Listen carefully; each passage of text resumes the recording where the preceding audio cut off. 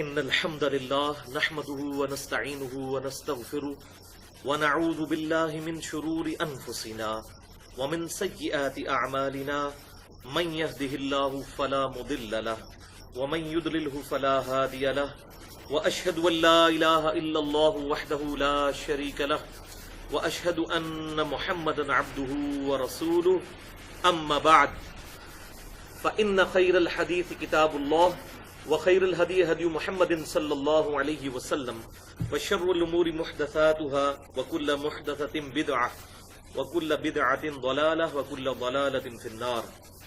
أعوذ بالله السميع العليم من الشيطان الرجيم من همزه ونفخه ونفثه. بسم الله الرحمن الرحيم. رب اشرح لي صدري ويسر لي أمري واحلل عقدة من لساني يفقهوا قولي. بسم الله الرحمن الرحيم. ان الله وملائكته يصلون على النبي يا ايها الذين امنوا صلوا عليه وسلموا تسليما. اللهم صل على محمد وعلى ال محمد كما صليت على ابراهيم وعلى ال ابراهيم انك حميد مجيد. اللهم بارك على محمد وعلى ال محمد كما باركت على ابراهيم وعلى ال ابراهيم انك حميد مجيد. آج 5 اپریل 2014 کو ہفتے کے دن قرآن کلاس نمبر 127 میں ہم انشاءاللہ تعالی سورۃ الانفال کی آیت نمبر 5 سے شروع کریں گے. سورۃ الانفال اور سورۃ التوبہ اور قتال کے کانٹیکسٹ میں میں نے پچھلی دفعہ تقریباً 63 منٹ گفتگو کی تھی، جو ہماری ویب سائٹ اہلسنتپاک.com پر مسئلہ نمبر 85 کے نام سے اپلوڈ ہو چکی ہے. قتال اور قرآن، نبی صلی اللہ علیہ وسلم کی 2 خصوصیات. تو گفتگو غزوہ بدر کے اوپر ختم ہوئی تھی. آج انشاءاللہ تعالی غزوہ بدر کا جو سلسلہ ہے اس کانٹیکسٹ میں جو آیات ہیں وہ ہم شروع کریں گے. اس کے پس منظر میں نے کچھ باتیں بتائی تھیں، 1-2 باتیں ریپیٹ کر دیتا ہوں تاکہ آج کی گفتگو کے ساتھ ہمارا ربط بن جائے. کہ امام کائنات سید الاولین والآخرین شفیع المذنبین رحمت للعالمین سیدنا و مولانا امام اعظم محمد رسول اللہ صلی اللہ علیہ وآلہ وسلم جب مکہ شریف سے ہجرت کر کے مدینہ آئے تو آپ صلی اللہ علیہ وسلم نے مدینہ شریف میں 3 کام شروع ہی میں کر لیے. پہلا کام یہ کہ آپ صلی اللہ علیہ وسلم نے ایک انصار اور ایک مہاجر کو آپس میں بھائی بھائی بنا دیا، کیونکہ مہاجرین اپنا سارا مال و متاع مکے ہی میں چھوڑ آئے تھے. تو اب ان کے پاس کوئی ریسورسز نہیں تھے کہ جس کے ذریعے وہ زندگی کی گزر بسر کر سکیں. تو آپ صلی اللہ علیہ وسلم نے کمال حکمت عملی کا مظاہرہ کرتے ہوئے ایک انصار اور ایک مہاجر کو بھائی بھائی بنا دیا. ایک یہ کام کیا. دوسرا کام میثاق مدینہ. یہ پہلا جو کام ہے ہم اس کو مواخات بھی کہتے ہیں، اور دوسرا کام میثاق مدینہ یعنی جوائنٹ ڈیفنس آف مدینہ. آپ صلی اللہ علیہ وسلم نے جو مدینے میں یہودی قبائل تھے ان کے ساتھ یہ معاہدہ کر لیا کہ مدینے پر اگر باہر سے کوئی حملہ آور ہوا تو مدینے کے رہنے والے لوگ چاہے وہ یہودی ہوں یا مسلمان ہوں وہ مل کر اس حملہ آور کا مقابلہ کریں گے. اس عہد کو نام دیا گیا میثاق مدینہ. اور تیسرا کام آپ صلی اللہ علیہ وسلم نے یہ کیا کہ جو ارد گرد کے مدینے کے قبائل تھے ان کے ساتھ معاہدے کر لیے کہ یا تو ہمارا ساتھ دیا جائے اگر قریش مکہ مدینے پر چڑھائی کرتے ہیں اس صورت میں، اور اگر ہمارا ساتھ نہیں دینا تو تم کم از کم نیوٹرل رہو. اس کا فائدہ یہ ہوا کہ آپ صلی اللہ علیہ وسلم کے جو مدینہ شریف کے ارد گرد مخالفین تھے ان کے شر سے بھی آپ صلی اللہ علیہ وسلم اور مسلمانوں کو چھٹکارا حاصل ہو گیا. تو یہ 3 اہم کام تھے. اب چونکہ مسلمان اپنا سارا مال و متاع چھوڑ آئے تھے مکے کے اندر، تو اب مسلمانوں کا یہ رائٹ تھا کہ وہ اہل مکہ سے اپنی چھینی ہوئی دولت واپس لیں. ظاہر ہے کہ مجبوری اور کس پرسی کی حالت میں اور اپنی جان بچاتے ہوئے مسلمانوں نے مکے سے مدینے کی طرف ہجرت کی تھی. تو آپ صلی اللہ علیہ وسلم کو اللہ تعالیٰ نے وحی کے ذریعے یہ بات ارشاد فرمائی کہ ابو سفیان جو ہے وہ شام سے قافلہ لے کر آ رہا ہے اور اس کے ساتھ بڑے تھوڑے سے محافظ ہیں. اگر ان کے قافلے پر حملہ کیا جائے، ان کو قتل کرنے کے لیے نہیں، صرف وہ مال حاصل کرنے کے لیے، کیونکہ انہوں نے مکے میں مسلمانوں کا مال دبا لیا تھا. یہ کوئی ڈاکہ نہیں تھا اور نہ یہ کسی پر ظلم تھا. اس کو کانٹیکسٹ میں سمجھنا چاہیے. آپ صلی اللہ علیہ وسلم اسی ارادے سے صحابہ اکرام علیہم رضوان کو لے کر نکلے، اور یہی وجہ ہے کہ بڑا تھوڑا سا مال و متاع ساتھ تھا. 8 تلواریں تھیں، کچھ زریں تھیں، چند ایک گھوڑے اور اونٹ، اور کسی مسلمان کے ہاتھ میں اگر ڈنڈا تھا تو وہ ڈنڈا لے کر چل پڑا. ایس سچ کوئی تیاری نہیں تھی، کیونکہ یہ بات پتہ نہیں تھی کہ آگے قتال ہونے والا ہے. ورنہ ظاہر ہے کہ مسلمان کچھ نہ کچھ تلواریں تو لے کر نکلتے وہاں سے. یہ نہیں تھا کہ تلواریں ہے نہیں تھیں. اتنے اونٹ تھے، 70 اونٹ بتائے جاتے ہیں، تو اونٹ بیچ کے بھی تلواریں خریدی جا سکتی تھی. دراصل وہ نکلے ہی ابو سفیان کا قافلہ جو ہے اس سے دولت کو حاصل کرنے کے لیے، اور اس کا ذکر ابھی قرآن میں آ جائے گا. صحیح بخاری اور صحیح مسلم میں اس کی تفصیل بھی ملتی ہے. جب راستے میں پہنچے تو آپ صلی اللہ علیہ وسلم کو وحی کے ذریعے اللہ تعالیٰ نے مطلع کر دیا کہ ابو جہل بھی قافلہ لے کر آ رہا ہے، کیونکہ ابو جہل تک یہ خبر پہنچ چکی تھی کہ مسلمان قریش مکہ کا وہ جو قافلہ ہے ابو سفیان کی قیادت میں، جو شام سے تجارت کر کے مال و متاع لے کر آ رہا ہے، اس کو لوٹنے والے ہیں. تو اس کی حفاظت کے لیے مسلمانوں کی طرف وہ چل پڑے ابو جہل لشکر لے کے، تاکہ مسلمانوں کو روکا جائے اس عمل سے. تو اب 2 مہمیں درپیش تھیں آپ صلی اللہ علیہ وسلم کو، اور اللہ تعالیٰ نے وحی کے ذریعے یہ وعدہ بھی دے دیا کہ دونوں میں سے ایک میں کامیابی میں تمہیں دوں گا. اب تمہاری اپنی چوائس ہے، چاہے ابو سفیان کا جو لشکر ہے اس کے ساتھ وہ معاملہ کر لو اور وہ دولت تمہیں مل جائے، یا دوسرا آپشن یہ ہے کہ ابو جہل کے جو لشکر ہے اس کے ساتھ مسلمانوں کا قتال ہو. تو یہ جو 2 چیزیں ہیں، ان میں سے کوئی ایک چیز آپ صلی اللہ علیہ وسلم کو اللہ تعالیٰ عطا فرما دے گا فتح کے طور پر. اب ظاہر ہے کہ اس میں آسان چیز تو یہی تھی کہ وہ جو نہتے لوگ شام سے تجارت کر کے آ رہے تھے، ابو سفیان کا قافلہ، اس قافلے پر حملہ کیا جاتا. یہاں پر جو لوگ آ رہے تھے، ابو جہل 1000 کا لشکر لے کر آیا، اور صحیح بخاری میں ملتا ہے کہ مسلمان تو 310 سے کچھ زیادہ تھے، 313 تھے. اور صحیح بخاری میں ملتا ہے کہ جتنے بنی اسرائیل کے مسلمان سموئیل نبی کے ساتھ، طالوت کے ساتھ شامل ہو کر جالوت کے خلاف لڑے تھے، وہ 313 تھے. اتنے ہی یہاں پر تھے، اور وہاں سے 1000 کا لشکر کیل کانٹے سے لیس، مکمل گھوڑوں کے ساتھ، زروں کے ساتھ، تلواروں کے ساتھ، اور ساتھ جو ہے وہ 700 کے قریب اونٹ. اور ظاہر ہے کہ جب 1000 بندے کا کھانا پکنا ہے تو ایک اونٹ صبح کے وقت نہر کیا جاتا ہے اور ایک شام کے وقت کیا جاتا ہے ان کی خوراک کے لیے، اس لیے وہ اتنے اونٹ بھی لے کے چلے تھے. تو اب یہ 2 آپشن تھے. تو آپ صلی اللہ علیہ وسلم کو اللہ تعالیٰ نے وحی کے ذریعے یہ وعدہ فرما دیا کہ دونوں میں سے میں ایک تمہیں دوں گا. اب چوائس تمہاری ہے کہ کون سا لشکر تمہیں چاہیے. تو اب جو کمزور ایمان والے مسلمان تھے، یعنی مدینے کے رہنے والے لوگ، مکے کے مسلمان تو 13 سال کی سختیاں جھیل چکے تھے. 125 مسلمان، وہ تو کامل الایمان مومن تھے، وہ تو ہر ایک تکلیف سے گزر چکے تھے. مدینہ شریف میں ظاہر ہے کہ کچھ لوگوں نے وہ قبائل کی وجہ سے اسلام قبول کر لیا، کہ اوس اور خزرج کے اندر بڑے سرداروں نے اسلام قبول کیا تو انہوں نے بھی پیچھے پیچھے اسلام قبول کر لیا. ہے ایمان والے تھے، لیکن ظاہر ہے اتنی کنوکشن ان کے دل میں نہیں تھی جو اہل مکہ کی تھی، یا مدینہ شریف میں بھی جو پکے ایمان والے لوگ تھے اتنا ایمان ان لوگوں کا نہیں تھا. تو ان کی خواہش یہ تھی کہ ہمیں وہ نہتہ لشکر مل جائے، ہم اس پر حملہ کریں اور دولت حاصل کر لیں. اور آپ صلی اللہ علیہ وسلم کی خواہش یہ تھی کہ ابو جہل کے لشکر کے ساتھ ہمارا ٹکراؤ ہو، تاکہ حق کا حق ہونا اور باطل کا باطل ہونا ثابت ہو جائے. اور جو میں نے پچھلی دفعہ بتایا تھا کہ آپ صلی اللہ علیہ وسلم کے کیس میں اللہ تعالیٰ کی یہ سنت ظاہر ہوئی کہ اگلے انبیاء کرام علیہم السلام کے منکرین پر عذاب اللہ تعالیٰ کی طرف سے تیز ہواؤں کی صورت میں، پتھروں کی بارشوں کی صورت میں، سمندر میں غرق کرنے کی صورت میں، طوفان کی صورت میں آیا کرتا تھا. اور آپ صلی اللہ علیہ وسلم کے کیس میں وہ عذاب صحابہ کرام علیہم رضوان کے ذریعے اللہ تعالیٰ نے کفار پر نازل فرمایا، اور اس کی پہلی قسط غزوہ بدر آنے والی تھی.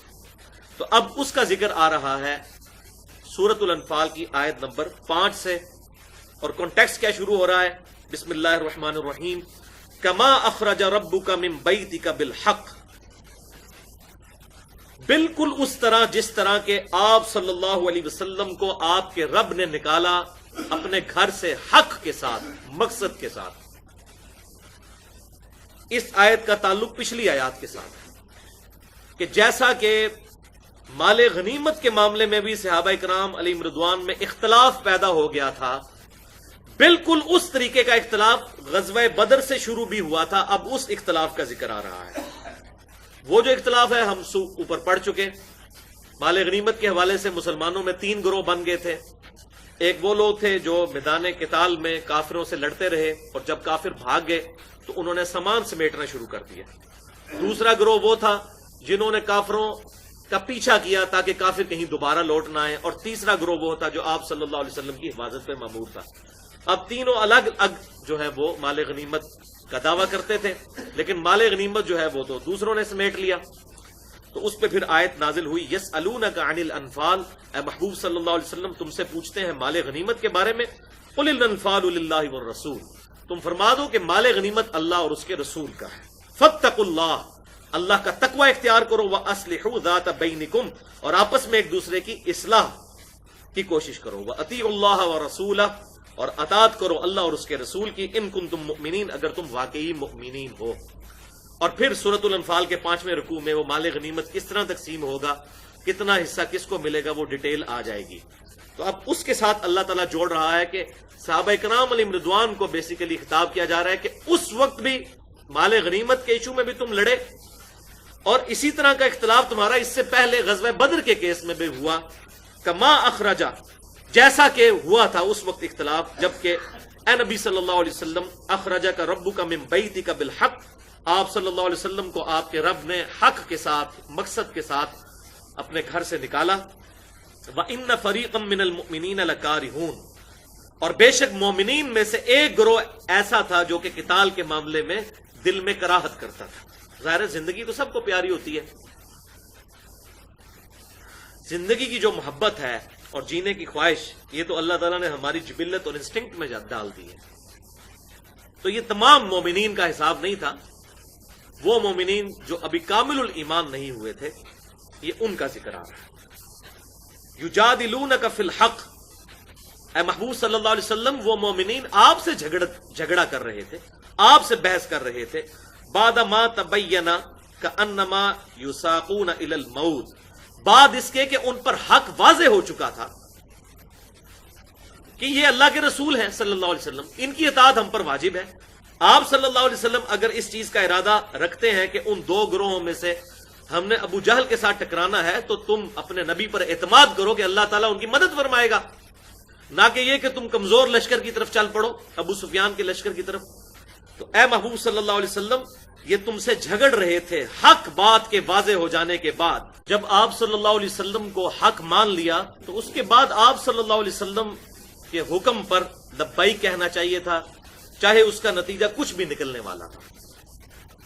تو اے محبوب صلی اللہ علیہ وسلم وہ آپ سے جھگڑا کر رہے تھے بعد اس کے کہ ان پر حق واضح ہو چکا، اور وجہ کیا تھی؟ کأنما یساقون الی الموت، گویا کہ ان کو ہانکا جا رہا ہو موت کی طرف، وَهُمْ يَنظُرُونَ، اور وہ موت کو سامنے دیکھ رہے ہو۔ ظاہر ہے میدان جنگ کا تو یہی معاملہ ہوتا ہے۔ تو جیسے موت کی دہشت طاری ہو جاتی ہے، اس وقت ان صحابہ کرام علیہم رضوان پر جو ابھی کامل الایمان نہیں تھے، موت کی دہشت طاری تھی، اس لیے وہ آپ صلی اللہ علیہ وسلم کے ساتھ بحث کر رہے تھے اس معاملے میں کہ نہیں، ابو سفیان کا جو لشکر ہے اس کی طرف جائیں گے اور ابو جہل کے لشکر کی طرف نہیں جائیں گے۔ لیکن اللہ تعالیٰ کو تو کچھ اور ہی منظور تھا۔ وَإِذْ يَعِدُكُمُ اللَّهُ إِحْدَى الطَّائِفَتَيْنِ، اور یاد کرو وہ وقت جبکہ اللہ تعالیٰ نے تم سے وعدہ کیا تھا کہ ان 2 گروہوں میں سے ایک تو تمہیں عطا فرما دے گا، چاہے ابو سفیان کا لشکر اور چاہے ابو جہل کا لشکر، جس پہ بھی حملہ کرو گے اللہ تعالیٰ تمہیں کامیابی دے گا۔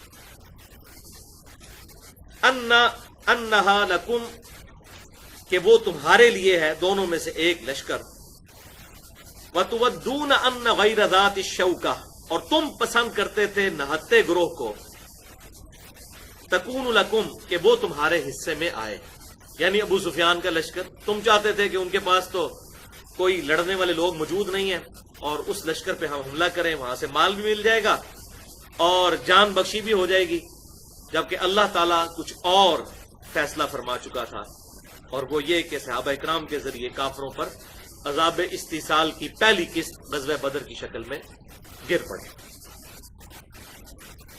وَيُرِيدُ اللَّهُ أَن يُحِقَّ الْحَقَّ بِكَلِمَاتِهِ، جبکہ اللہ تعالیٰ تو یہ چاہتا تھا کہ حق کو حق کر دے اپنے ارشاد کے ساتھ، وَيَقْطَعَ دَابِرَ الْكَافِرِينَ، اور کافروں کی جڑ کاٹ کے رکھ دے۔ یہ دیکھ لیں وہی بات ہے جو سورۃ الاعراف کی 72 نمبر آیت میں آئی تھی، جب کافروں کو ہلاک کیا گیا، وَقَطَعْنَا دَابِرَ الَّذِينَ كَذَّبُوا بِآيَاتِنَا وَمَا كَانُوا مُؤْمِنِينَ، اور ہم نے جڑ کاٹ کے رکھ دی ان کافروں کی جو ہماری آیات کو جھٹلایا کرتے تھے اور ایمان نہیں لاتے تھے۔ یہاں پر بھی اللہ تعالیٰ نے وہی الفاظ استعمال کیے ہیں، یہ اس بات کا ثبوت ہے، یہ عذاب استیصال کی پہلی قسط تھی کہ ان کی جڑ کاٹی جائے، اور جڑ کٹی ان کی، 70 سردار ان کے مارے گئے، 70 قیدی بنائے گئے۔ وہ تو یہ بات سوچ بھی نہیں سکتے تھے کہ ہمارے ساتھ ایسا معاملہ ہوگا نہتے مسلمانوں کے ذریعے، لیکن یہ سارا کا سارا معاملہ اللہ تعالیٰ کی غیبی مدد سے ہوا۔ اچھا، اب یہ جو حالات بیان کیے جا رہے ہیں بیسیکلی یہ غزوہ بدر کے بعد آیات نازل ہوئی ہیں، یہ پہلے کی نہیں ہے، اس کے بعد ایکسپرٹ اوپینین اللہ تعالیٰ کا آیا ہے، جس طرح کہ سورہ ال عمران کے 6 رکوع غزوہ احد کے متصل بعد نازل ہوئے تھے، اور مقصد یہ ہے کہ مسلمانوں کو ان کی اچھائیاں اور ان کی غلطیاں بتا دی جائیں تاکہ وہ اپنی اصلاح کریں۔ تو اللہ تعالیٰ جڑ کاٹ کر رکھ دے کافروں کی، وَلْيُحِقَّ الْحَقَّ وَيُبْطِلَ الْبَاطِلَ، اور حق کو حق ہونا ثابت کر دے اور باطل کا باطل ہونا، وَلَوْ كَرِهَ الْمُجْرِمُونَ، اگرچہ مجرم اس کو برا مانے۔ یعنی اللہ تعالیٰ نے حق کا حق ہونا اس غزوہ بدر کے اندر ثابت کرنا تھا، یہ اللہ تعالیٰ کا ارادہ تھا، اور ظاہر ہے کہ اللہ تعالیٰ نے اپنا ارادہ پورا فرمایا۔ اچھا، اب اس کی پوری ڈیٹیل جو ہے وہ آپ کو سیرت النبی پہ جتنی کتابیں لکھی گئی ان کے اندر مل جائے گی۔ صحیح بخاری میں بھی کتاب المغازی چیپٹر میں ایک پورا باب غزوہ بدر کے بارے میں موجود ہے، صحیح مسلم کے اندر بھی غزوہ بدر کے اوپر کتاب الجہاد کے اندر چیپٹر موجود ہے۔ اس کے علاوہ بھی اگر تفہیم القرآن پڑھیں آپ مولانا مودودی رحمہ اللہ کی، تو انہوں نے بھی ڈیٹیل کے ساتھ غزوہ بدر کے حالات نقل کیے ہیں سورۃ الانفال کی تفسیر میں۔ لیکن ساتھ ہی ساتھ دور حاضر میں بہت بڑا ایک کام ہوا، اگرچہ اس میں کچھ کمزوریاں موجود ہیں، لیکن میں سمجھتا ہوں کہ آج کے مسلمانوں کے لیے ماڈرن ایج میں ایک بہت بڑی خدمت ہے جو قطر ٹی وی نے کی عمر سیریز کے نام سے۔ 30 قسطوں پہ سیدنا عمر فاروق رضی اللہ تعالیٰ عنہ کو سینٹرڈ کرتے ہوئے ان کے گرد 30 اقساط کے اوپر انہوں نے ایک پوری مووی بنائی، اور پروفیشنل مووی، ہالی ووڈ کی کسی فلم سے کم نہیں ہے اس کی پکچرائزیشن۔ آپ صلی اللہ علیہ وسلم کے اعلان نبوت سے 6 سال پہلے سے انہوں نے وہ سارا معاملہ شروع کیا، اور میں یہ بات دعوے سے کہتا ہوں، آپ ہزاروں تاریخ کی کتابیں پڑھ لیں آپ کو باتیں یاد نہیں رہیں گی، لیکن جس نے ایک دفعہ وہ عمر سیریز دیکھ لی ہے اس کو اسلام کی پوری ہسٹری سمجھ آ جائے گی کہ کس طریقے سے کس معاشرے کے اندر، اور وہ معاشرہ جو کن برائیوں میں ڈوبا ہوا تھا، وہاں آپ صلی اللہ علیہ وسلم نے دعوت حق بلند کی۔ تو یہ جو عمر سیریز ہے قطر ٹیلی ویژن کی، اور یہ ظاہر ہے کہ یہ کوئی عام لوگوں نے نہیں بنائی، بلکہ اس کو جو کنسلٹنٹ تھے ان کے، اس وقت دنیا میں مسلمانوں کے لیڈنگ سکالر جو ہیں یوسف القرضاوی، جن کی عمر تقریباً 88 سال ہے، اور وہ قطر میں مفتی اعظم ہیں۔ اس کے علاوہ ڈاکٹر علی سلابی، جو آج کے دور میں بہت بڑے اسلامک ہسٹورین ہیں، ان کی خدمات حاصل کی گئیں اور بڑے اچھے انداز میں اس کو پریزنٹ کیا گیا۔ بہرحال انسانی کوشش ہے، غلطیاں بھی ہیں اس میں، لیکن اوورآل ایک اچھی کوشش ہے۔ اس میں غزوہ بدر بھی پورا انہوں نے فلمایا، غزوہ احد بھی، اور اسی طریقے سے باقی واقعات سیدنا عمر کی شہادت تک، یعنی آپ صلی اللہ علیہ وسلم کی اعلان نبوت سے 6 سال پہلے سے لے کر سیدنا عمر کی شہادت تک، یہ پورے کا پورا انہوں نے اس کو فلمایا۔ کچھ واقعات بیچ میں چھوڑ بھی دیے، لیکن اوورآل ایک اچھی کوشش انہوں نے کی۔ تو اس میں بھی غزوہ بدر کی جو پوری ڈیٹیل ہے بڑے احسن انداز کے اندر انہوں نے اس کو فلمایا۔ اس سے پہلے بھی 70s میں کوشش ہوئی تھی ہالی ووڈ کی طرف سے دا میسج فلم، جس کی اب اردو میں بھی ڈبنگ ہو چکی ہے، لیکن ظاہر ہے کہ وہ پرانی ٹیکنالوجی تھی اس وقت، اس میں وہ پرفیکشن نہیں جو اس عمر سیریز میں ہے۔ آپ یوٹیوب پہ لکھیں عمر سیریز، OMER اور آگے سیریز، تو عمر سیریز کھل جائے گی۔ اور ابھی تک اس کا اردو میں ترجمہ نہیں ہوا، یہ عربی میں بنائی گئی ہے، اور اس کا ٹیسٹ یہ ہے کہ یہ عربی میں ہے۔ آپ کو واقعی وہ مزہ آتا ہے کہ واقعی جو صحابہ کرام علیہم رضوان کا آپس میں جو رہن سہن تھا، اور اس وقت جو مشرکین عرب کی جو سوشل لائف تھی، اس کو پریزنٹ کیا ہے انہوں نے صحیح انداز میں۔ انگلش سب ٹائٹل کے ساتھ بھی آ چکی ہے، یعنی کہ انگلش نیچے لکھی ہوئی آتی ہے، لیکن انگلش میں ابھی ڈبنگ نہیں ہوئی، نہ اردو میں ہوئی ہے۔ اردو میں کہاں سے ہونی ہے؟ یہاں پہ تو زور ہے ڈراموں کے اوپر اور غلط قسم کی موویز کی ڈبنگ کے اوپر۔ اب یہ اسلام کی وہ خدمت کرے، اور پھر دوسری طرف مولویوں سے بھی بہت لوگ ڈرتے ہیں کہ یہ چینل ہمارا بند نہ کروا دیں مولوی، کہ وہ ڈبنگ ہو تو مولوی فتویٰ لگانا شروع کر دیں۔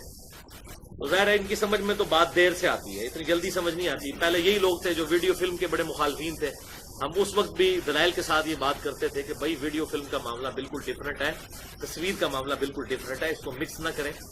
لیکن اب آپ دیکھ لیں، آپ کے سامنے ان کو سمجھ آ گیا، اب یہ ٹی وی سے ہٹتے ہی نہیں ہیں، ہر وقت ٹی وی میں بیٹھے رہتے ہیں، اپنے اپنے چینل سب نے تقریباً لانچ کر دیے ہیں۔ تو آپ صلی اللہ علیہ وسلم کی زندگی کے بارے میں اور صحابہ کرام علیہم رضوان کی زندگی کے بارے میں یہ عمر سیریز ایک بہترین کوشش ہے قطر ٹیلی ویژن کی، تو میں نے یہاں پر ضروری سمجھا کہ میں اس کو بیان کر دوں۔ اب 9 نمبر آیت سورۃ الانفال کی، آپ صلی اللہ علیہ وسلم اور صحابہ کرام کی دعائیں، اس کا ذکر آیا ہے۔ اذ تستغیثون ربکم، اور یاد کرو جب تم فریاد کر رہے تھے اپنے رب سے، فاستجاب لکم، تو اس نے تمہاری فریاد سن لی، دعا سن لی، انی ممدکم بألف من الملائکۃ مردفین، کہ بے شک میں 1000 فرشتوں کے ساتھ جو قطار در قطار اتریں گے تمہاری مدد فرمانے والا ہوں۔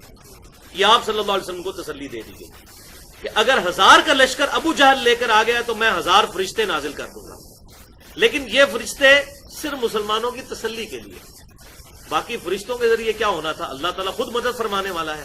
اور اسی کا ذکر وہ یونیورسل ٹروتھ بھی، مسلمانوں کا عقیدہ بھی ساتھ کلیئر کر دیا گیا کہ فرشتوں کے اوپر نہ رہنا۔ وما جعلہ اللہ الا بشرا ولتطمئن بہ قلوبکم، اور ہم نے فرشتوں کو نہیں بنایا تھا مگر صرف بشارت، اور یہ اس لیے کہ تمہارے دل جو ہیں وہ اطمینان پکڑ جائیں کہ اچھا 1000 کافر آ رہے ہیں تو 1000 فرشتے بھی نازل ہوں گے مدد کے لیے۔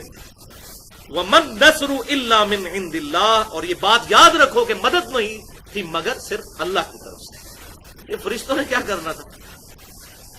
مدد اللہ کی طرف سے، اصل مدد اللہ کی۔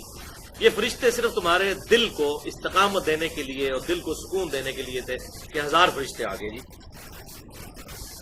ان اللہ عزیز الحکیم، بے شک اللہ تعالیٰ غالب ہے اور حکمت والا ہے۔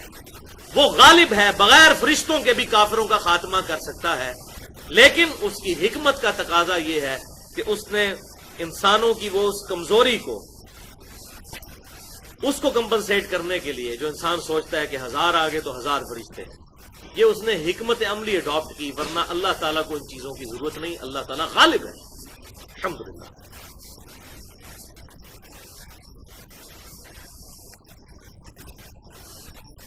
اب جناب آیت نمبر 11،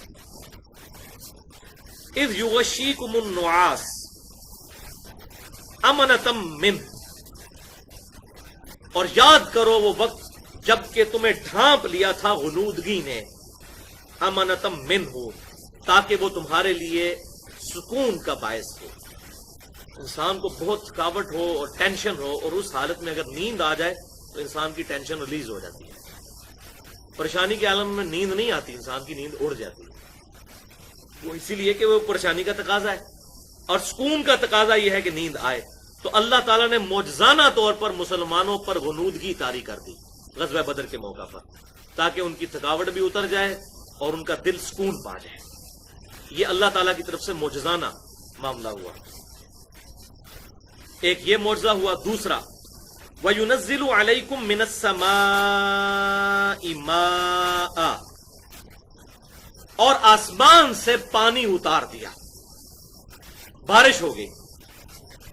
جنگ سے ایک دن پہلے، غزوہ بدر سے ایک دن پہلے اللہ تعالیٰ نے بارش وہاں پر نازل فرما دی، اس لیے لِيُطَهِّرَكُم بِهِ، تاکہ وہ تمہیں پاک صاف کر دے اس کے ذریعے، پانی کے ذریعے۔ وَيُذْهِبَ عَنْكُمْ رِجْزَ الشَّيْطَانِ، اور تم سے اس پانی کے ذریعے شیطان کی گندگی دور کر دے۔ وَلِيَرْبِطَ عَلَىٰ قُلُوبِكُمْ، اور تمہارے دلوں کو مضبوط کر دے۔ وَيُثَبِّتَ بِهِ الْأَقْدَامَ، اور تمہارے قدموں کو جما دے اس کے ذریعے۔ یہ کتنے مقاصد اس بارش کے۔ بارش ہونے سے کیا ہوا؟ سب سے پہلے تو اس گرمی کے موسم میں پانی کی ٹینشن دور ہو گئی۔ جب بارش ہوئی تو مسلمان اونچی جگہ پہ تھے، وہاں پر انہوں نے پانی کو ایک حوض کے اندر جمع کر دیا، اور سائملٹینیسلی کافر نچلی جگہ پہ تھے، جہاں پر انہوں نے آنا تھا وہاں پر ساری کیچڑ جمع ہو گئی۔ شیطان کی گندگی کیا دور ہوئی؟ ایک تو ظاہری وہ چیز ہے، انسان غسل کر سکتا ہے، وضو کر سکتا ہے، اس کے ذریعے بھی شیطان کی گندگی دور ہوتی ہے۔ دوسرا یہ کہ جب بارش ہوتی ہے تو انسان کا جو موڈ ہے نا، موڈ آف ہوا وہ ٹھیک ہو جاتا ہے، خوشگوار ہو جاتا ہے۔ تو مسلمان جو شروع میں ریلیکٹنٹ تھے جنگ کرنے کے بارے میں، اللہ تعالیٰ کی طرف سے یہ شروع میں ہی دو معجزانہ معاملات ہو گئے جب کہ فرشتوں کی بشارت آ گئی، اور دوسرا بارش نازل ہو گئی، اس کی وجہ سے ان کو بڑی تسلی ہو گئی، پانی کی ٹینشن نہ رہی، موسم خوشگوار ہو گیا، اور انہوں نے کافروں کے لیے وہ پانی کیچڑ بن گیا، اور مسلمانوں نے اس پانی کو سٹور کر دیا، اور اس کے ذریعے اللہ تعالیٰ نے ان کے قدم مضبوط کر دیے، کانفیڈنس آ گیا مسلمانوں میں۔ اچھا، یہاں پر آپ صلی اللہ علیہ وسلم کی دعا کا بھی میں ذکر ضروری سمجھتا ہوں، جو صحیح بخاری میں آتی ہے۔ آپ صلی اللہ علیہ وسلم اپنے خیمے میں اللہ کے حضور اس طریقے سے دعا میں مشغول تھے کہ نہ اس سے پہلے نہ اس کے بعد آپ صلی اللہ علیہ وسلم نے کبھی اس طریقے سے دعا کی، اور یہ ایک محب اور محبوب کا تعلق ہے جو آپ صلی اللہ علیہ وسلم نے جس انداز میں اپنے رب کے ساتھ دعا کی، فریگنس کا اعلیٰ ترین درجہ۔ صحیح بخاری میں غزوہ بدر کے چیپٹر میں وہ دعا موجود ہے کہ آپ صلی اللہ علیہ وسلم نے اللہ کے حضور دعا کی کہ اے اللہ، اگر تو چاہتا ہے کہ قیامت تک تیری عبادت نہ کی جائے تو آج کافروں کو مسلمانوں پہ غلبہ دے دے۔ لیکن کتنا ڈیفرنٹ انداز ہے بات کرنے۔ یہ دعا اس طرح بھی ہو سکتی تھی، اے اللہ اگر تو چاہتا ہے کہ قیامت تک تیری عبادت کی جائے تو مسلمانوں کو کافروں پر غلبہ دے دے، لیکن یہ دعا نہیں کی، اے اللہ اگر تو چاہتا ہے کہ قیامت تک تیری عبادت نہ کی جائے تو پھر آج کافروں کو مسلمانوں پہ غلبہ دے دے۔ ادروائز اس میں اب امپلائڈ تھا کہ اگر تو چاہتا ہے کہ قیامت تک تیری عبادت ہو تو یہ مٹھی بھر مسلمان ہیں، ان کی تو مدد کرنا۔ اور سیدنا ابوبکر صدیق رضی اللہ تعالیٰ عنہ نبی صلی اللہ علیہ وسلم کو جو ہے وہ طرف متوجہ ہو کہا، یا رسول اللہ بس کیجیے، آپ نے دعا مانگ لی جس طرح مانگ لی تھی، لیکن اللہ کے نبی تو بہتر سمجھنے والے ہیں۔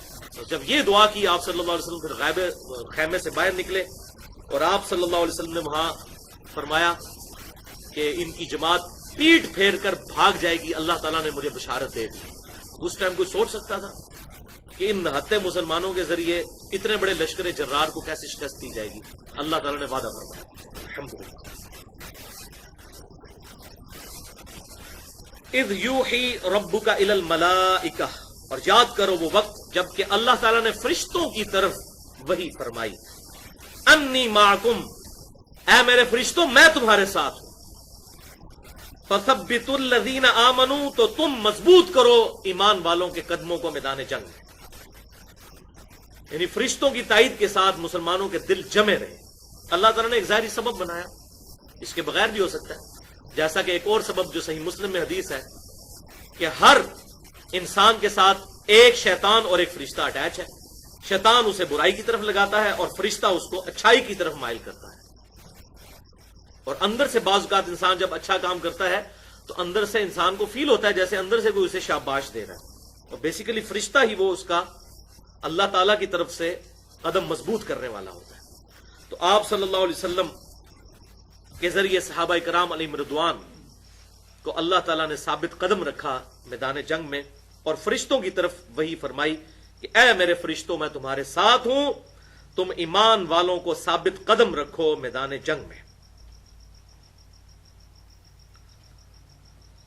سألقی فی قلوب الذین کفروا الرعب، ان قریب میں ان کافروں کے دل میں رعب ڈال دوں گا۔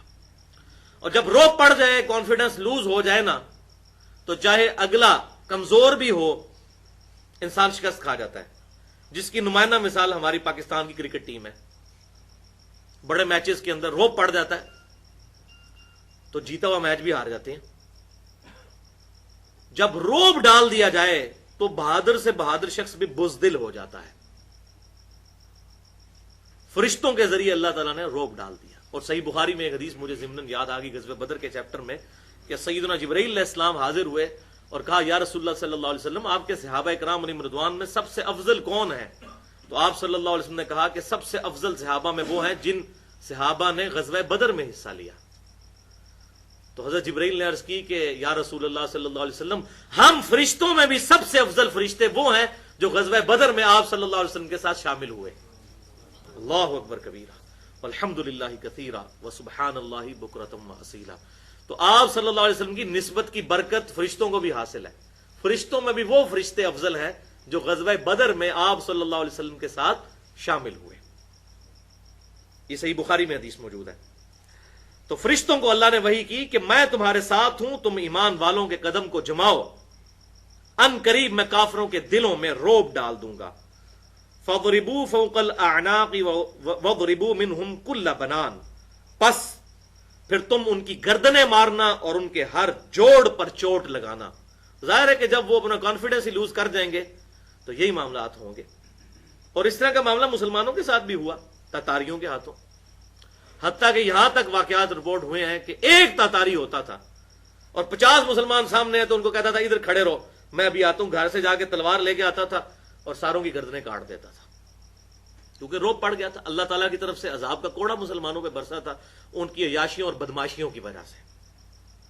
جس طرح آج بھی اس وقت مسلمانوں کی غلطیوں کی وجہ سے اور دین سے انحراف کی وجہ سے کافر کئی جگہوں پر مسلمانوں پر مسلط ہے، تو اس کو اس رخ سے بھی دیکھنے کی ضرورت ہے کہ یہ اللہ تعالیٰ کی طرف سے تو عذاب نہیں آیا ہوا مسلمانوں کے اوپر، کیونکہ سورہ بنی اسرائیل کا پہلا رکوع پڑھ کے دیکھ لیں کہ بنی اسرائیل پہ بھی اللہ تعالیٰ کی طرف سے 2 دفعہ جب عذاب آیا تو اللہ تعالیٰ نے کافروں کے باروں میں کہا کہ یہ کافر میرے بندے، میں نے اپنے سخت لڑائی لڑنے والے بندے تم پر مسلمانوں مسلط کر دیے۔ اس وقت مسلمان تو یہودی تھے، تاکہ وہ بیت المقدس کی اینٹ سے اینٹ بجا دیں اور تمہارے چہروں کو بگاڑ دیں۔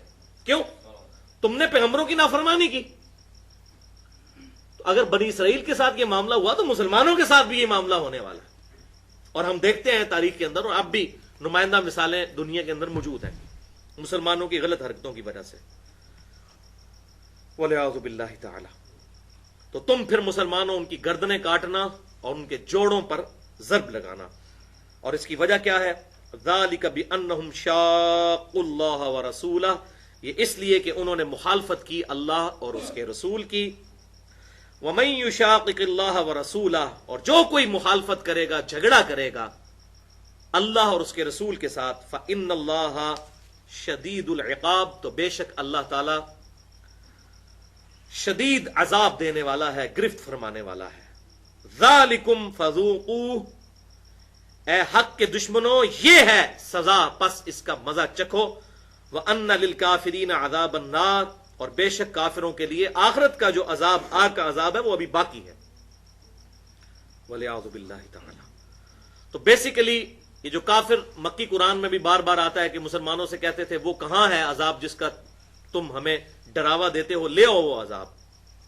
مَتَىٰ هَٰذَا الْوَعْدُ إِن كُنتُمْ صَادِقِينَ، وہ وعدہ کب آئے گا اگر تم سچے ہو؟ تو اب وہ اللہ تعالیٰ کی طرف سے وعدہ آ پہنچا۔ یا ایھا الذین آمنوا اذا لقیتم الذین کفروا، اے ایمان والو جب کافروں کے ساتھ تمہارا آمنا سامنا ہو، زحفاً ان کے لشکر جرار کے ساتھ میدان جنگ میں، فلا تولوہم الادبار، تو تم اپنے قدموں پہ پیٹھ کے پیچھے مت پھرنا۔ میدان جنگ میں بھاگ جانا یہ بڑے جرموں میں سے ایک جرم ہے، اور بسا اوقات انسان اپنے ایمان سے بھی ہاتھ دھو بیٹھتا ہے۔ وَلِعَوْذُ بِاللَّهِ تَعَالَى۔ اب اللہ تعالیٰ کی طرف سے گاڑا فتویٰ آ رہا ہے، اگر میدان جنگ میں کوئی آپ صلی اللہ علیہ وسلم کو چھوڑ کر بھاگ گیا، اس کے لیے معاملہ کیا ہوگا؟ وَمَن يُوَلِّهِمْ اور جو کوئی پیٹ پھیر دے گا یومئذ دبرہ کہ جس دن اس دن پیٹ پھیر دے گا یعنی میدان جنگ میں الا متحرفا سوائے اس کے دو ایکسیپشن دے دی ان دو ایکسیپشنز کے علاوہ جو کوئی پیٹ پھیر دے گا اور وہاں سے چلا جائے گا پھر جائے گا میدان جنگ سے میدان جنگ میں پیٹ دکھا دے گا سوائے ان دو ایکسیپشنز کے تو اس پہ اللہ کا عذاب آئے گا وہ دو ایکسیپشن دے دی الا ہاں مگر یہ متحرفا للقتال متحرفا لقتال کہ وہ داؤ بدلنے کے لیے قتال کے میدان میں پیچھے ہٹے کہ چلو میں ادھر سے نہیں دوسری طرف سے آگے حملہ کرتا ہوں اس وجہ سے وہ پھرا اس نے پیٹھ دکھائی اپنے دشمنوں کو ایک یہ صورت اس کو آپ انگلش میں کہہ دیں ٹیکٹیکل موو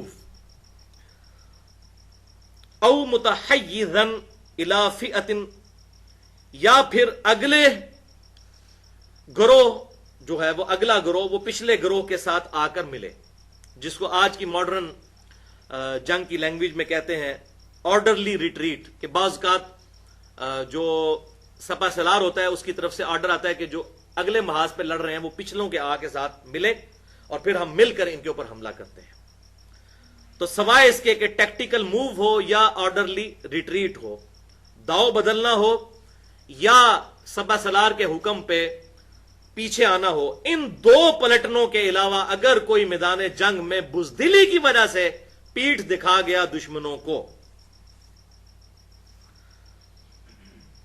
فقد باء بغضب من اللہ تو ایسا شخص پھر اللہ تعالیٰ کے غضب کا مستحق ہو گیا والعیاذ باللہ تعالی ومأواہ جہنم اور اس کا ٹھکانہ ہے دوزخ وبئس المصیر اور وہ بہت ہی بری لوٹنے کی جگہ ہے تو میدان جنگ میں جو کوئی پیٹ پھیر گیا سوائے اس کے کہ کمانڈر کی طرف سے حکم آیا کہ پچھلے گروپ کے ساتھ آگے ملو یا لڑتے ہوئے اس نے داؤ بدلنے کے لیے وقتی طور پر چال بدلی ان دو وجوہات کے علاوہ جس شخص نے بھی دشمن کو پیٹ دکھائی تو اللہ تعالیٰ کے عذاب کا وہ مستحق ہو گیا اور اس کا ٹھکانہ ہے دوزخ سوائے اس کے کہ اللہ تعالیٰ معاف کر دے وہ معاملہ الگ سے ہے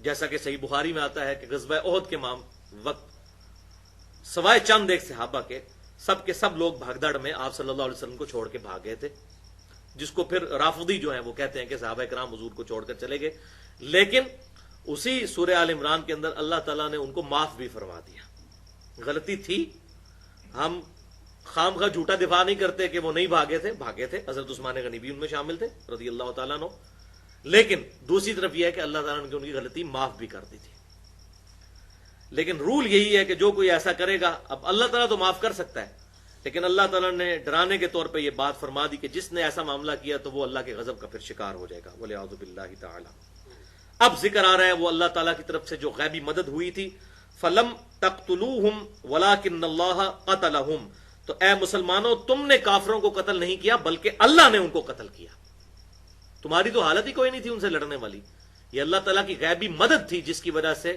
کافر مغلوب ہوئے اور مسلمان غالب ہوئے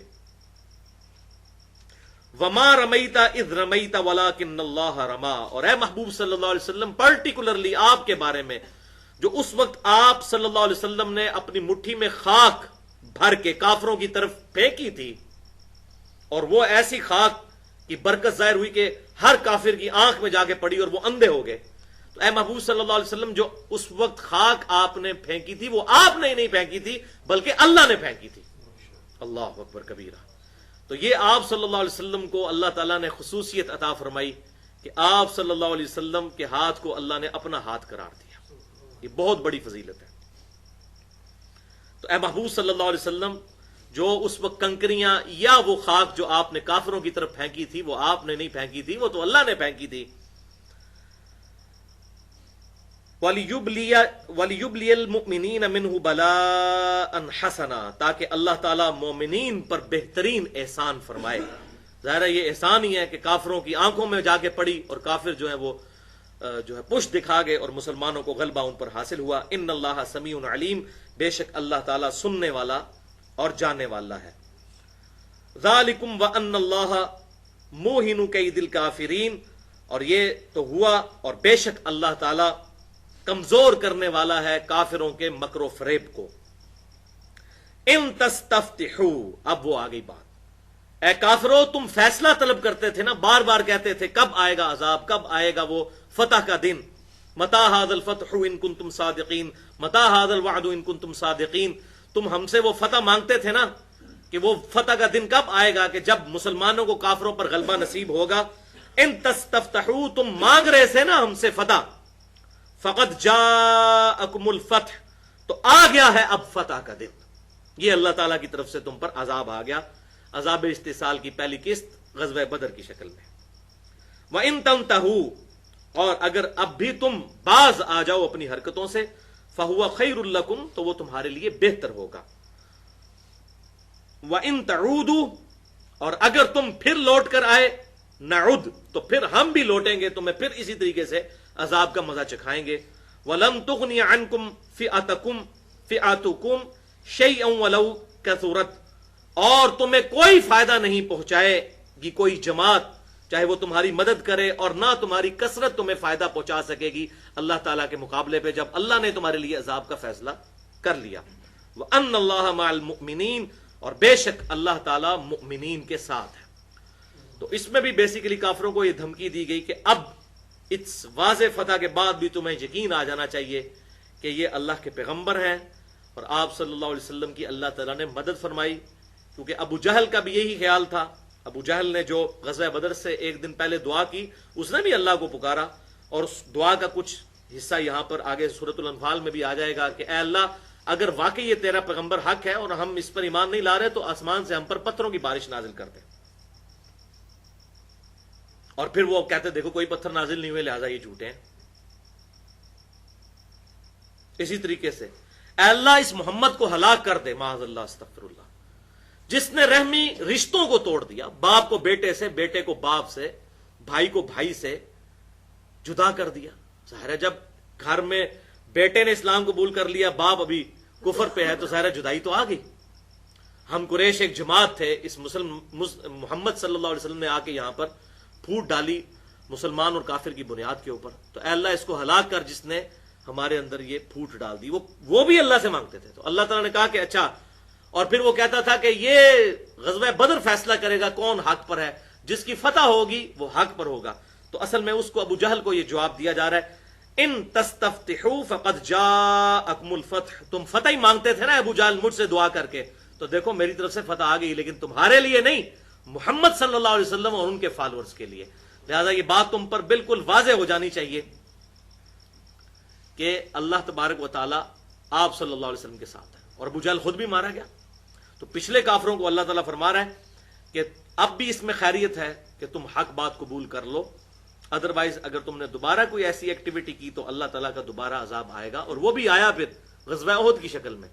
وہاں اللہ تعالیٰ نے فرشتے نازل فرما کے مسلمانوں کو وہاں بھی فتح دی، لیکن وہاں پر مسلمانوں سے آپ صلی اللہ علیہ وسلم کے معاملے میں کچھ نافرمانی ہو گئی، اور جس کا وبال پھر مسلمانوں پر آیا، اور آپ صلی اللہ علیہ وسلم کے بھی دانت مبارک شہید ہوئے۔ وہ ہم آلریڈی سورہ آل عمران میں 6 رکوع کور کر چکے ہیں اس کانٹیکسٹ میں۔ تو اللہ تعالیٰ نے فرمایا کہ اے کافرو تمہاری کثرت تمہیں کوئی فائدہ نہیں دے گی، ہم مومنین کے ساتھ ہیں، اگر دوبارہ تم نے کوئی ایسی حرکت کی تو دوبارہ عذاب تم پر آئے گا۔ پھر اس کے بعد پھر غزوہ خندق ہوئی، اس کا سورۃ الاحزاب میں ذکر آئے گا، پھر صلح حدیبیہ ہو گئی، اس کا سورۃ الفتح میں ذکر آئے گا، پھر فتح مکہ ہو گئی، اور فتح مکہ کے موقع پر پھر اس کے بعد سیدنا ابوبکر صدیق رضی اللہ تعالیٰ عنہ کو آپ صلی اللہ علیہ وسلم نے 9 ہجری میں امیر حج بنا کر بھیجا، اور پیچھے سے سورہ التوبہ کی آیات نازل ہوئیں۔ سیدنا علی رضی اللہ تعالیٰ عنہ پھر وہ آیات آپ صلی اللہ علیہ وسلم کے بہاف پہ مشرکین عرب کو حج کے موقع پر تلاوت کرنے کے لیے وہاں پر گئے، وہ بھی حج کے لیے نہیں گئے ہوئے تھے، آپ صلی اللہ علیہ وسلم نے ان کو بھیجا، اور وہاں جا کر انہوں نے پھر وہاں پر آیات تلاوت کی کہ آج کے بعد اب کوئی مشرک حرم میں داخل نہیں ہو سکتا، اور اے مشرکین تمہارے لیے 4 مہینے کا ٹائم ہے، وہ سورہ توبہ کے شروع کے رکوع میں ہی آ جائے گا، ان 4 مہینوں کے اندر یا تو اسلام لے آؤ یا جزیرہ نمائے عرب چھوڑ کر چلے جاؤ، ادروائز جہاں بھی پائے جاؤ گے قتل کیے جاؤ گے، یعنی عذاب استحصال آ جائے گا، کیونکہ اتنا بڑا دعوت و تبلیغ کا پیریڈ گزر چکا، اب تم نے آپ صلی اللہ علیہ وسلم کی نافرمانی کی، تو جس طرح اگلی قومیں ہلاک کی جاتی تھی، تو آپ صلی اللہ علیہ وسلم کے کیس میں اللہ تعالیٰ نے وہ سنت اس اعتبار سے کی کہ صحابہ کرام کے ذریعے ان پر عذاب استیصال ڈلوایا، جو کہ آندھیوں کی شکل میں، پتھروں کی بارش کی شکل میں، یا طوفان کی شکل میں، یا سمندر میں غرق ہونے کی شکل میں آیا کرتا تھا۔ لیکن الحمدللہ کوئی ایسی نوبت نہیں آئی، تمام لوگوں نے ہی اسلام قبول کر لیا، اور یہ آپ صلی اللہ علیہ وسلم کو اللہ تعالیٰ نے خاص فضیلت عطا فرمائی کہ وہی مشرکین عرب جو آپ صلی اللہ علیہ وسلم کے ہمیشہ دشمن رہے، اللہ تعالیٰ نے انہی کو ایمان کی دولت سے سرفراز فرما دیا، اور پھر وہ مومنین کے ساتھ مل کر انہوں نے آئندہ آنے والی جنگوں میں بھی مسلمانوں کا ساتھ دیا، الحمدللہ۔ یا ایھا الذین آمنو، اے ایمان والو، اطیعوا اللہ و رسولہ، اطاعت کرو اللہ کی اور اس کے رسول کی، ولا تولوا عنہ وانتم تسمعون، اور روح گرداری نہ کرو اس حال میں کہ تم بات سن بھی رہے ہو، یعنی اللہ اور اس کے رسول کی بات سنی انسنی مت کرو، بلکہ اس کو سیریس لو کہ اگر یہ اللہ کا حکم ہے تو ہم نے اس حکم پر عمل کرنا ہے، سنی انسنی نہیں کرنی۔ یہ کوئی ایسی بات نہیں ہے کہ جو عمل کر لی تب بھی خیر، نہ کی تب بھی خیر، یہ ظاہر صحابہ کو ہی کہا جا سکتا تھا، ہمارے معاملات تو ڈیفرنٹ ہیں۔ ہمیں تو کوئی لاکھ دفعہ سمجھائے کہ نماز مسلمان پہ فرض ہے، لیکن ہزاروں مسلمانوں میں اکا دکا مسلمان ہی نماز پڑھتے ہیں، اور ہزاروں نمازیوں میں اکا دکا ہی ہیں جو فجر کی نماز جماعت سے پڑھتے ہیں، اکثر قضا کر کے پڑھتے ہیں۔ تو یہ ایسے لولے لنگڑے مسلمان اللہ تعالیٰ کو نہیں چاہیے۔ اللہ تعالیٰ کو تو ایسے مسلمان چاہیے کہ سنتے ہو تو اس کو پھر سیریس لو، روگردانی مت کرو۔ وَلَا تَكُونُوا كَالَّذِينَ قَالُوا سَمِعْنَا وَهُمْ لَا يَسْمَعُونَ، اور دیکھنا ان کی طرح نہ ہو جانا کہ جو کہتے تو تھے ہم نے بات سن لی لیکن وہ سننے والے نہیں تھے، سنی انسنی کرتے تھے۔ کون؟ یہودی۔ سورۃ البقرہ میں ان کا ذکر آ گیا کہ وہ کہتے تھے، بڑی پیغمبر اپنے وقت کے پیغمبر کی بات بڑے خوش و خضوع کے ساتھ سنا کرتے تھے، لیکن بعد میں اپنی مرضی کیا کرتے تھے، ایون پیغمبروں کو انہوں نے قتل بھی کیا۔ تو اے مسلمانوں، تم ایسا معاملہ نہ کرنا۔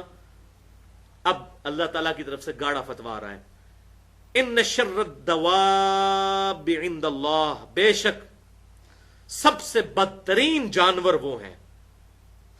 انسانوں کو جانوروں کے ساتھ تشبیہ دی جا رہی ہے۔ کون ہے؟ سم البکم الذین لا یعقلون، کہ جو بہرے اور گونگے ہیں اور اپنی عقل کو استعمال نہیں کرتے۔ سب سے بدترین جانور وہ ہیں۔ اب اللہ تعالیٰ نے جو لوگ اپنی عقل استعمال نہیں کرتے ان کو جانوروں کے ساتھ تشبیہ دی ہے، اور یہی میں کہتا ہوں کہ اسلام ہی وہ ریلیجن ہے جس نے انٹلیکٹ کو استعمال کرنے پہ انسانیت کو ابھارا ہے۔ وَلَا تَقْفُ مَا لَيْسَ لَكَ بِهِ عِلْمٌ، اے انسان کسی چیز کی پیروی اس وقت تک مت کر جب تک کہ تجھے اس کے بارے میں علم حاصل نہ ہو جائے۔ ان السمع والبصر والفؤاد كل اولئک کان عنہ مسئولا، بے شک آنکھ، کان اور عقل اس کے بارے میں پوچھا جائے گا کہ تم نے ان تین اعضاء کو استعمال کر کے حق بات حاصل کرنے کی کوشش کیوں نہیں کی۔ اور اسی حوالے سے جو میں نے تقریباً 1 مہینے پہلے گفتگو کی تھی، ہو کریٹڈ گاڈ، اور جدید شیطانی وسوسوں کا تحقیقی جائزہ، مسئلہ نمبر 83B، اس کے شروع میں بھی 15 منٹ تمہید اسی پر تھی کہ قرآن پاک نے اور اسلام نے اس بات کے اوپر ایمفیسائز کیا ہے کہ اپنی عقل کو استعمال کیا جائے، اور جو لوگ اپنی عقل کو استعمال نہیں کرتے، اولئک کالانعام بل ہم اضل، وہ چوپایوں کی مانند ہیں بلکہ ان سے بھی گئے گزرے ہیں۔ سورۃ الاعراف میں یہ گزرا کہ وہ جانوروں سے بھی بدتر ہیں۔ یہاں تو آیا نا کہ وہ سب سے بدترین جانور ہیں، وہاں آیا کہ وہ جانوروں سے بھی، چوپایوں سے بھی بدتر ہیں جو اپنی عقل کو استعمال نہیں کرتے۔ تو عقل، انٹلیکٹ، چاہے وہ دماغ کی شکل میں ہو یا دل کی شکل میں، یہ اللہ تعالیٰ کی نعمتوں میں سے سب سے بڑی نعمت ہے، جس کی وجہ سے اللہ تعالیٰ نے انسان کو اکاؤنٹیبل اپنی بارگاہ میں جواب دہ ٹھہرایا ہے۔ وَلَوْ عَلِمَ اللَّهُ فِيهِمْ خَيْرًا لَأَسْمَعَهُمْ، اگر اللہ تعالیٰ ان میں کوئی خوبی جانچ لیتا تو ضرور ان کو سنوا دیتا، یعنی زبردستی ان کو سنوا دیتا اگر ان کے اندر کوئی خیر کا عنصر باقی ہوتا۔ یہ اب ان کافروں کا ذکر آ رہا ہے کہ وہ کافر جن کو حق کھل چکا تھا لیکن انہوں نے جان بوجھ کے حق سے اناد کیا۔ جو میں اکثر مثال دیتا ہوں کہ سوئے ہوئے شخص کو تو جگایا جا سکتا ہے، لیکن جو شخص جان بوجھ کر آنکھیں بند کر کے لیٹا ہو، آپ اس کو لاکھ جگاتے رہیں، اس کی تو نیت ہی نہیں اٹھنے کی، اس کو آپ کیسے جگا سکتے ہیں؟ تو اللہ تعالیٰ فرما رہا ہے اگر ان کی نیت اٹھنے کی ہوتی نا ہم ان کو جگا دیتے کہ تو جاگے پہلے ہی ہوئے ہیں، آنکھیں بند کر کے لیٹے ہوئے ہیں. وَلَوْ أَسْمَعَهُمْ لَتَوَلَّوْا وَهُمْ مُعْرِضُونَ، اور بالفرض اگر ہم انہیں جان بوجھ کے اٹھا بھی دیتے، یعنی بات سنوا دیتے، اور ان معنوں میں آپ سمجھ لیں جان بوجھ کے ہم ان کو اٹھا بھی دیتے جو آنکھیں بند کر کے لیٹے ہوئے ہیں، ان کو سنوا بھی دیتے، تب بھی وہ پیٹ پھیر جاتے اور روح گردانی ہی کرتے. کیونکہ یہ تو اندر کی کنوکشن ہے جو بات کو ماننے پہ انسان استقامت اختیار کرتا ہے. جب انسان تلا ہوا ہے گمراہی کے اوپر اور حق قبول ہی نہیں کرنا چاہتا، کبوتر کی طرح آنکھیں بند کر کے رکھی ہوئی ہیں، پھر ظاہر ہے کہ بلی آئے گی اور اس کی گردن مروڑ دے گی. اب یہ اگلی 2 آیات جو ہیں انشاءاللہ اسی پہ آج مکمل کرتے ہیں. یہ بھی سخت ترین آیات ہیں قرآن پاک میں، اللہ تعالیٰ کے ایک یونیورسل ٹروتھ کے بارے میں کہ اللہ تعالیٰ کی سنت کیا ہے، اللہ کا طریقہ کیا ہے. یا ایھا الذین آمنوا استجیبوا للہ وللرسول، اے ایمان والو فوراً لبیک کہا کرو جب اللہ اور اس کا رسول تمہیں پکارتا ہے. اللہ اور اس کے رسول کی پکار پہ فوراً لبیک کہا کرو، جو حکم آئے. یعنی اب یہ وہی حوالہ کہ غزوہ بدر کے معاملے میں اگر اللہ کے رسول نے کی یہ خواہش تھی صلی اللہ علیہ وسلم کہ ہم ابو جہل سے جا کے لڑیں، تو تمہیں نبی صلی اللہ علیہ وسلم کے ساتھ مجادلہ کرنا اور جھگڑا کرنا مناسب نہیں تھا. جب اللہ کا رسول مانا ہے سر تسلیم خم کرو، فوراً لبیک کہا کرو جب اللہ اور اس کے رسول کی پکار آ جائے. اذا دعاکم، جب وہ تمہیں پکارے، لما یحییکم، اس کام کی طرف کہ جو تمہیں زندگی عطا کرتا ہے. یعنی قتال، تم تو موت کو سامنے دیکھ کر ڈر رہے ہو، اصل زندگی یہ ہے کہ انسان اللہ کی راہ میں اپنی جان قربان کر دے اور آخرت میں اللہ تعالیٰ سے ہمیشہ کی زندگی حاصل کر لے. تو اللہ تعالیٰ نے قتال کو کہا اس میں زندگی ہے تمہارے اندر. اور صحیح مسلم میں ایک حدیث ہے کہ جس شخص کے دل میں اللہ کی راہ میں شہید ہونے کی تمنا نہ ہو تو وہ منافقت کی ایک شاخ پر مرے گا، والعیاذ باللہ تعالی. اور بخاری اور مسلم کی متفق علیہ حدیث ہے، اے اللہ میری خواہش ہے کہ میں تیری راہ میں قتل کیا جاؤں، پھر زندہ کیا جاؤں، پھر قتل کیا جاؤں، پھر زندہ کیا جاؤں، پھر قتل کیا جاؤں، پھر زندہ کیا جاؤں، پھر قتل کیا جاؤں، پھر زندہ کیا جاؤں. تو آپ صلی اللہ علیہ وسلم نے اس کے ذریعے امت کو ترغیب دلائی کہ ہر وقت اپنی جان اپنے رب کے حضور پیش کرنے کے لیے انسان تیار رہے. لیکن اس کام کے لیے نہیں کہ اس جان کے ذریعے مسلمانوں کی جانیں لینا شروع کر دیں، جو اکثر جہادی تنظیمیں جس کے اندر اس وقت دنیا کے اندر مشغول ہیں کہ مسلمان کا گلا کاٹنے پہ اس کو فخر سمجھ رہا ہے اور اس کو اسلام کا نفاذ سمجھ رہا ہے کہ یہ ہمارا نظام جو ہے وہ قائم ہو گیا کہ ہم نے ایک مسلمان نے اللہ کے نام پہ دوسرے مسلمان کو قتل کرنا شروع کر. یہ اس قتال کا ذکر نہیں ہو رہا، یہ پرٹیکولر صحابہ کرام علیہم رضوان کے قتال کا یا اس منہج پر جو بھی قیامت تک قتال ہوگا. تو جب اللہ اور اس کا رسول تمہیں بلائیں زندگی کی طرف، آخرت کی زندگی کی طرف، فوراً لبیک کہا کرو. وَاعْلَمُوا، اور یہ جان لو، کان کھول کر سن لو، ان اللہ یحول بین المرء وقلبہ، کہ بے شک اللہ تعالی حائل ہو جاتا ہے انسان کے دل اور اس کے ارادوں کے درمیان. والعیاذ باللہ تعالی. یعنی اللہ تعالی اگر اللہ تعالیٰ اور اس کے رسول کی نافرمانی کی تو پھر بعد میں یہ حالت ہوگی کہ اللہ تعالیٰ حائل ہو جائے گا، تمہیں بات سمجھ نہیں آئے گی. یعنی یہ وہی چیز ہے جو ختم اللہ علی قلوبہم وعلی سمعہم، اللہ تعالیٰ کی مہر لگ جائے گی دلوں پر بھی، آنکھوں پر بھی، کانوں پر بھی. تو اس بات سے ڈرو، اللہ تعالیٰ حق بات کو قبول کرنے اور دل عقل کے درمیان حائل ہو جائے گا خود. سورۃ الانعام میں بھی ہم نے 110 نمبر آیت میں یہ بات پڑھی اور اس پہ میں نے پورا لیکچر بھی دیا تھا تقریباً 2 گھنٹے کا، مسئلہ نمبر 79 کے نام سے، اللہ، انسان اور شیطان.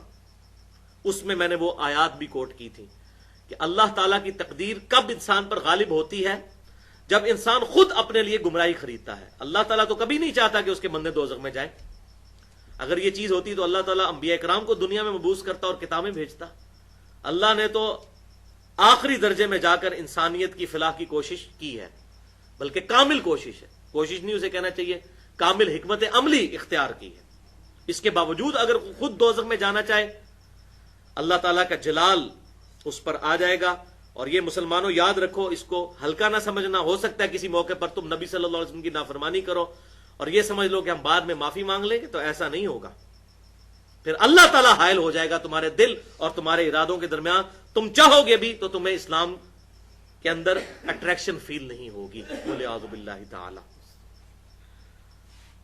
وَأَنَّهُ إِلَيْهِ تُحْشَرُونَ، اور بے شک تمہیں لوٹ کر اسی کی طرف لے جایا جانا ہے، اسی کی طرف تم جمع کیے جاؤ گے.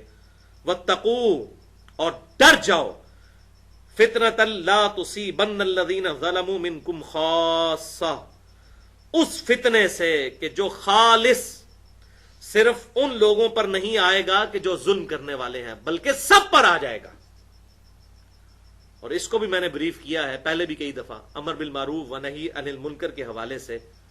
جامع ترمذی، سنن ابی داؤد اور سنن ابن ماجہ میں حدیث ہے کہ آپ صلی اللہ علیہ وسلم نے فرمایا کہ اگر کوئی شخص ظلم ہوتا دیکھے اور اس بات پر قدرت رکھتا ہو کہ اس ظلم کو روکے، اور دوسری روایت میں آتا ہے ابو داؤد ترمذی کی کہ وہ برائی ہوتا دیکھے اور اس بات پر قادر ہو کہ وہ برائی کو اپنے ہاتھ سے روک سکے اور وہ برائی کو نہ روکے، تو اللہ تعالیٰ کا عذاب سب پر آ جائے گا. چاہے وہ خود گناہ کرنے والا نہ بھی ہو تب بھی اللہ کا عذاب اس پر آ جائے گا. اور اس کے ثبوت میں یہ آیت بھی آ گئی کہ ڈر جاؤ اللہ تعالیٰ سے کہ جب اللہ تعالیٰ کی طرف سے کوئی فتنہ آزمائش آئے گی تو وہ خالصتاً صرف ظالم لوگوں کے لیے نہیں آئے گی جو تم میں سے ہے، سب پر آ جائے گی. اگر تم نے ظلم کو روکنے کی کوشش نہ کی، نیوٹرل ہو گئے، تب بھی تم پر آ جائے گی اللہ تعالیٰ کی طرف سے وہ آزمائش، اللہ تعالیٰ کا عذاب. وَاعْلَمُوا أَنَّ اللَّهَ شَدِيدُ الْعِقَابِ، اور خوب جان لو کہ بے شک اللہ تعالیٰ سخت عذاب دینے والا ہے، رحم فرمانے والا بھی ہے لیکن سخت عذاب دینے والا بھی ہے. تو یہ الحمدللہ اس حوالے سے دو میری گفتگو بڑی اہم ہے. مسئلہ نمبر 24 کے نام سے تقریباً 25 منٹ کی گفتگو ہے، امر بالمعروف و نہی عن المنکر کی اہمیت کیا ہے. اور مسئلہ نمبر 48 کے نام سے فکر حسین تحریک خلافت کی روح ہے، اس میں بھی میں نے امر بالمعروف و نہی عن المنکر کے حوالے سے گفتگو کی ہے کہ جو اہل ایمان ہے اور ان کو حق کا حق ہونا اور باطل کا باطل ہونا کلیئر ہے، تو یہ صرف کلیئر ہونا کافی نہیں ہے بلکہ ان کی ذمہ داری ہے کہ برائی کو کم از کم اپنی زبان سے روکیں، ہو سکے تو ہاتھ سے روکیں، نہیں تو اپنی زبان کے ساتھ. باقی جو دل میں برا جاننا ہے وہ تو آخری درجہ ہے ایمان کے اندر، وہ تو سمجھ لیں کہ ایک کمزور سا دھاگا کسی وقت بھی ٹوٹ سکتا ہے. ایٹ لیسٹ جو اللہ تعالیٰ کی ریکوائرمنٹ ہے اپنے بندوں سے وہ یہ ہے کہ انسان اپنی زبان سے برائی کو برائی ضرور کہے، جہاں پر اس کو موقع ملتا ہے برائی کو ایڈریس کرنے کی کوشش کرے. اور اگر ہاتھ سے روک سکتا ہے، کہیں پر حاکم ہے، کہیں پر وہ جس طرح کہ ہر گھر کے اندر گھر کا جو سربراہ ہے وہ برائی کو روکنے پر قادر ہے، اپنے بیوی بچوں کے اوپر تو اس کا زور چل سکتا ہے، تو وہاں پر زبردستی کرنے کی وہ کوشش کرے، یہ اس کی ذمہ داری ہے. اللہ تعالیٰ سے دعا ہے جو حق بات میں نے کہی اللہ تعالیٰ ہمارے دلوں میں راسخ فرمائے. اگر جذبات میں میرے منہ سے کوئی غلط بات نکل گئی تو اللہ تعالیٰ ہمارے دلوں سے محو کر دے، ہمیں کتاب و سنت کی تعلیمات پر عمل کر کے دوسرے بھائیوں تک پہنچانے کی توفیق عطا فرمائے.